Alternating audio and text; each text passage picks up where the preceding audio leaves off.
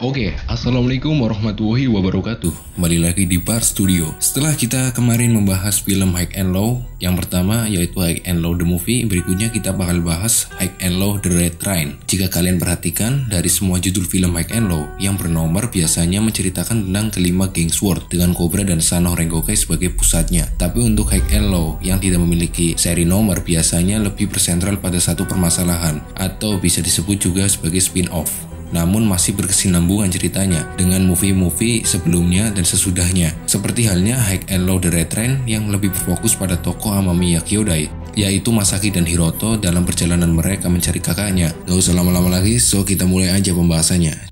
Cerita diawali dengan flashback ketika Amamiya Takeru masih bersama Masaki dan Hiroto. Diceritakan di sini mereka sedang bekerja untuk menangkap kawanan perampok yang telah merampok seseorang, dan yang menarik lagi di film ini adalah banyak aksi kejar-kejaran.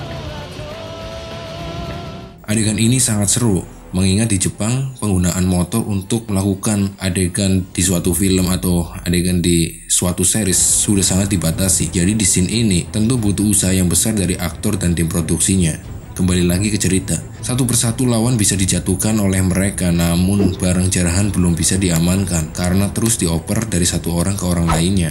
Singkat cerita, orang yang membawa barang masuk pada sebuah bangunan besar. Masaki dan Hiroto bergegas turun dari motor untuk ikut masuk ke dalamnya.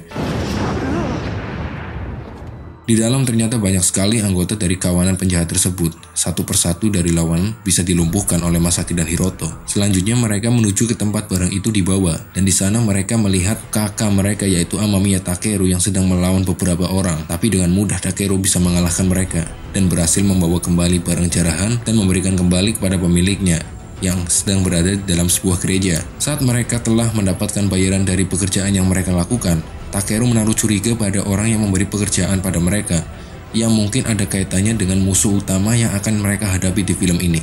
Keluar dari gereja, Takeru bergegas pergi terlebih dahulu, dan itu menjadi saat terakhir Masaki dan Hiroto bisa melihat Takeru sebelum dia menghilang cukup lama. Waktu kembali ke masa sekarang, setelah pertempuran SWORD melawan Mike the Warrior.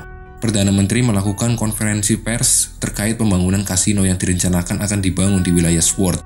Lalu diperlihatkan scene di mana Masaki dan Hiroto sedang mengenang masa kebersamaan mereka bersama kakaknya. Juga diperlihatkan kehangatan keluarga mereka saat merayakan ulang tahun Hiroto. Lalu semuanya hancur ketika kedua orang tua mereka ditemukan tewas.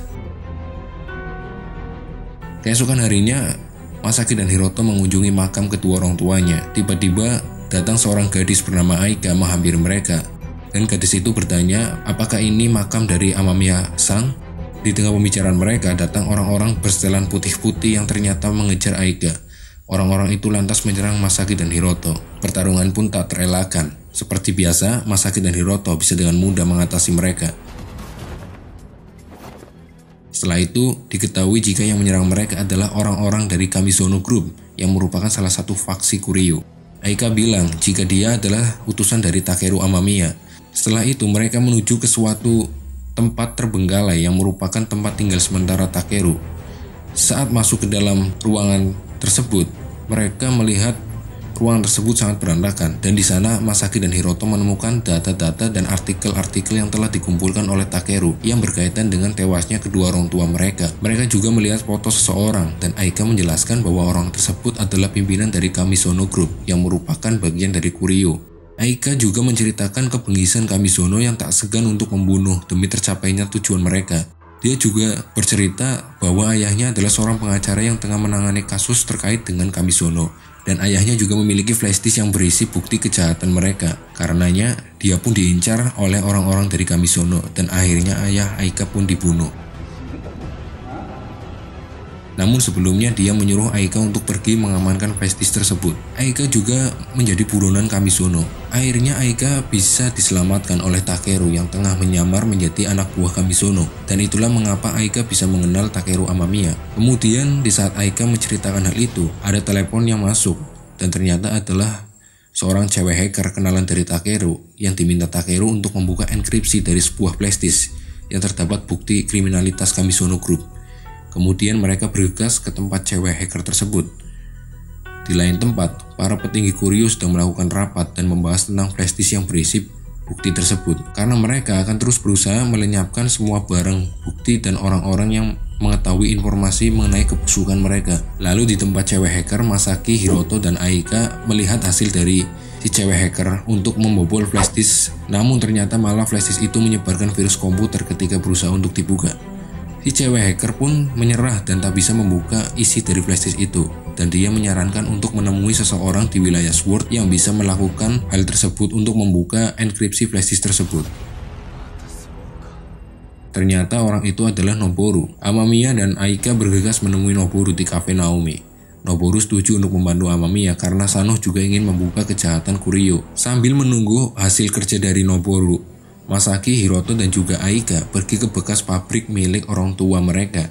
Dan di sana mereka mengingat masa lalu mereka, dan diceritakan juga jika Hiroto adalah adik tiri dari Takeru dan Masaki karena ibu Hiroto menikah dengan ayah Amamiya. Diceritakan juga bahwa Takeru adalah orang yang melatih Hiroto dan Masaki untuk bela diri, dan bagaimana mereka saling menguatkan dan menjaga ketika orang tua mereka telah mati.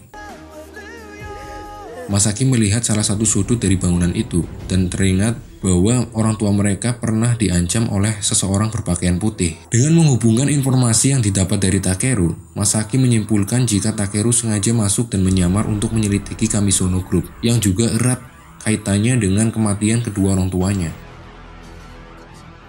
Akhirnya Noboru berhasil menemukan keberadaan Takeru yang sedang melakukan transaksi senjata di wilayah Little Asia. Masaki dan Hiroto langsung bergegas pergi dan meminta Aika tetap bertahan di kafe untuk melihat hasil penyelidikan flash disk. Masaki dan Hiroto sampai di wilayah Little Asia dan mereka menyusuri setiap sudut Little Asia untuk mencari Takeru.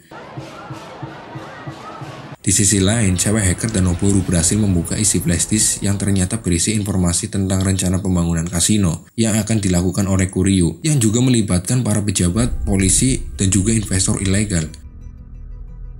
Di tengah keramaian, Masaki dan Hiroto mulai mencium keberadaan Takeru, dan kemudian Aika menelpon dan memberitahu Masaki tentang keberadaan Takeru yang akan menemui Kamisono di suatu tempat. Masaki dan Hiroto sampai di bangunan besar tempat Takeru berada. Saat berusaha masuk, mereka dihadang oleh anak buah Kamisono yang semuanya membawa senjata api. Tapi walaupun begitu, Masaki dan Hiroto bisa mengatasinya. Dan akhirnya mereka pun berhasil sampai di ruangan tempat Takeru bertemu dengan Kamisono dan anak buahnya. Takeru menjelaskan semua ini demi orang tuanya yang telah dibunuh oleh Kamisono.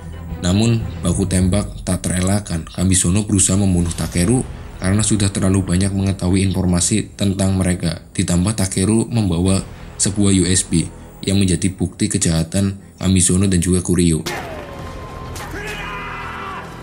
Takeru bersembunyi karena jumlah musuh yang terlalu banyak, ditambah mereka semua membawa senjata api. Mereka juga berhasil mengambil USB yang dibawa oleh Takeru. Akhirnya mereka bertiga bisa berkumpul kembali. Masaki dan Hiroto protes karena Takeru yang tiba-tiba menghilang dan tak memberi kabar, dan juga mengingkari ucapannya bahwa jika bertarung maka gunakan tanganmu, itu yang pernah dikatakan Takeru.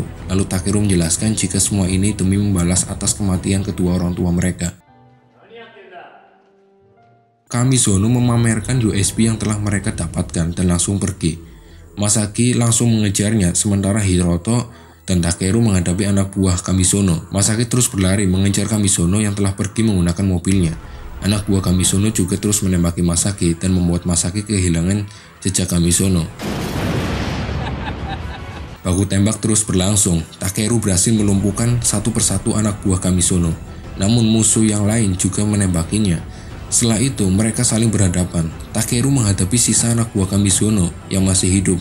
Takeru berhasil membunuh mereka satu persatu, namun dia juga banyak mendapatkan luka tembak dan akhirnya Takeru pun tumbang. Di bawah guyuran hujan, Takeru yang sedang sekarat mengatakan kepada Masaki dan Hiroto, dia berpesan bahwa kita adalah saudara nyata, jadi tak perlu hiraukan perkataan orang lain. Dan akhirnya Takeru pun menghembuskan nafas terakhirnya. Aika juga ada di sana ternyata. Dan melihat Takeru yang sudah mati, dia menangis karena dia juga merasa kehilangan. Masaki berteriak, dia benci hujan. Mungkin karena untuk kesekian kalinya keluarga mereka tewas saat hujan turun. Mungkin itu juga mengapa sequel movie High and Low ini diberi judul The Red Rain. Hujan semakin deras, begitu juga air mata mereka yang kehilangan atas kepergian Takeru. Keesokan harinya, di kediaman Kamisono, anak buah Kamisono berusaha membuka USB yang diambil dari Takeru. Namun ternyata USB itu telah rusak. Kemudian Masaki dan Hiroto mendatangi kediaman Kamisono untuk menyelesaikan masalah mereka. Saat mereka masuk ke dalam, mereka langsung berhadapan dengan anak buah Kamisono yang sangat banyak, lengkap dengan senjata mereka. Sementara Kamisono berusaha melarikan diri dengan mobilnya seperti kebiasaan orang kaya jahat lainnya. Singkat cerita, Masaki dan Hiroto berhasil menghabisi semua anak buah Kamisono yang ada di situ. Lalu mereka melanjutkan pengejaran kepada Kamisono. Di scene ini sangat seru, karena berbeda dari film High and Low kebanyakan, karena terjadi aksi kejar-kejaran dan juga baku tembak yang dilakukan anak buah Kamisono dan juga Masaki dan Hiroto. Masaki dan Hiroto berhasil menjatuhkan dan menyingkirkan satu persatu anak buah Kamisono yang berusaha menghalangi mereka dalam pengejaran. Lalu saat mengejar mobil utama, Kamisono menembak truk bahan bakar yang membuat truk itu meledak. Namun Hiroto dan Masaki bisa melewatinya. Mereka terus mengejar dan akhirnya bisa membuat Kamisono berhenti. Kamisono merangkak keluar dari mobilnya yang terbalik. Masaki bersiap untuk menghabisinya. Masaki sangat emosi dan terus memukuli si Kamisono itu. Namun Kamisono malah membuat Masaki semakin emosi dengan menghina atas kematian kakak dan orang tua mereka. Namun Hiroto menghentikan Masaki dan akhirnya mereka pergi dan meninggalkan Kamisono. Berikutnya terlihat para petinggi Kuryu sedang rapat. Kamisono yang babak belur juga datang di rapat tersebut dan malah dihabisi oleh Ryo karena Kamisono dianggap gagal melaksanakan tugasnya. Lalu Masaki dan Hiroto mengunjungi makam Takeru. Sementara Aika juga pergi dari rumah Takeru dan bersiap untuk memulai kehidupan barunya. Sementara itu, Masaki dan Hiroto melanjutkan petualangan mereka dengan motor.